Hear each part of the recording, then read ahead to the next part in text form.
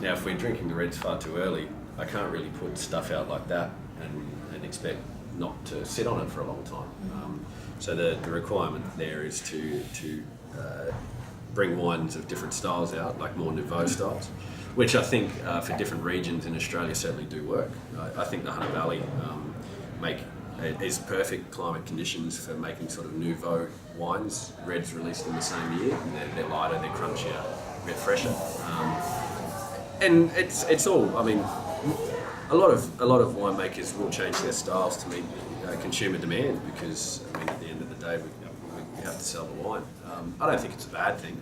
I think any advances or any changes in winemaking approaches and techniques are good to explore because it's like conducting experiments. You never know, something might work that has never worked before and you've created a holy grail kind of thing. But we certainly take our time and plan it very well if we're going to do things.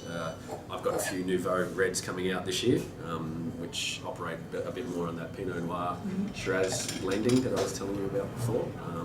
And they're very pretty wines, and they are designed to consume early.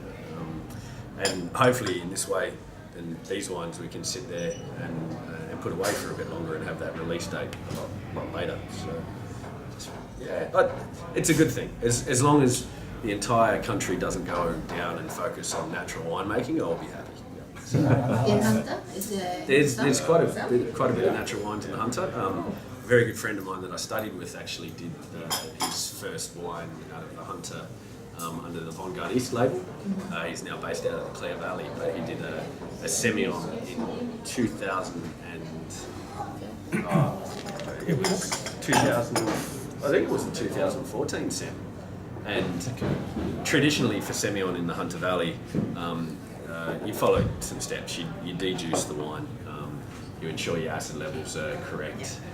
You're not chasing big almond holes.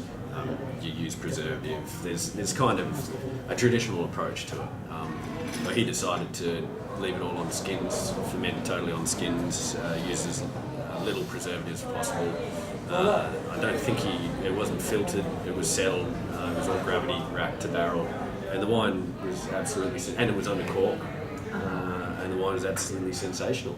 And by doing that, I mean, there was a couple of other people playing with wild ferments, like Gundog Estate. Matty Burton does a wild Sem down there, which is fantastic wine. But there wasn't really anyone going to that extremes because no one thought it would work.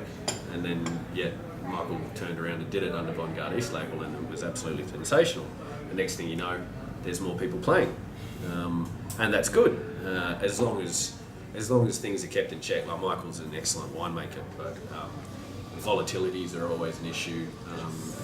Like very, very big issues. You have to know the rules first. You kind of, yeah, exactly. So you can't just wing it, if you will. But there's, I don't know if it was created or whether it's got to an extreme that for a long time there, I think there's a lot of budding journalists and wine journalists writing about wines in Australia.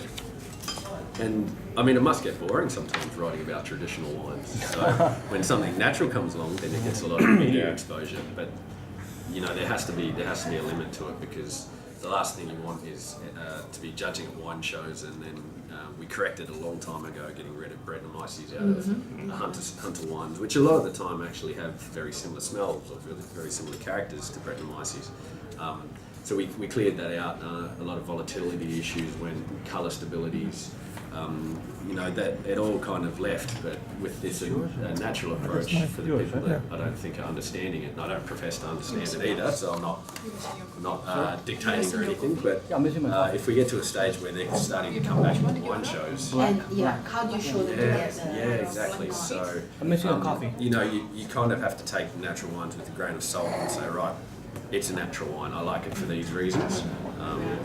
And even though some could be faulty, some are hugely faulty, and they're the ones I try and shy away from. You can get very, very good natural wines, but it seems like they're becoming too few and far between. But there's a lot of people doing interesting things.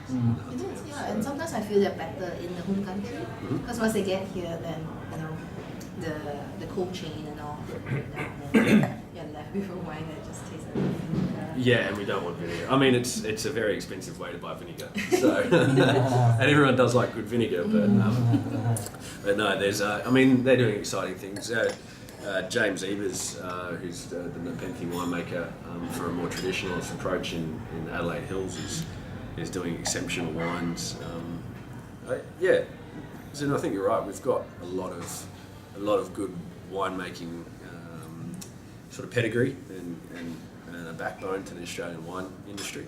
So yeah, hopefully we can keep continuing and get more wines across here. Just don't let the big boys spoil you guys. Yeah, that's the thing. Well, I mean, the Hunter Valley is still only 2% of what the Australian wine market is. So it's not a great deal. So I'm hoping we don't get spoiled at any time along the way. If only the world would buy Semillon, then we'd be fine. They should. It's and not all from New Zealand too. No. Well, I mean, Semillon from the Hunter has been marked as one of the best unknown wine secrets of the world. Even though we try and promote it constantly, Where do you get the rootstock from? Well, it's all on its own roots. We don't have phylloxera issues Okay. in the Hunter. But no one understands it, you know. Yeah, no one understands it. Yeah. Well, I mean, we were saying before, Yeah. so it's very hard. You take this approach to white wine and you think, okay, it's a white wine, I have to drink it fresh, so the new vintage is the best. Yeah. Whereas you take wines, Chardonnay to a point, but wines like Semillon and Riesling, 10 years on in the bottle, absolutely sensational. And you get the chance to show a consumer who really doesn't know anything about older Semillons or older white wines, and you show them something like a 10-year-old Sem or a 10-year-old Riesling, and they think it's fantastic.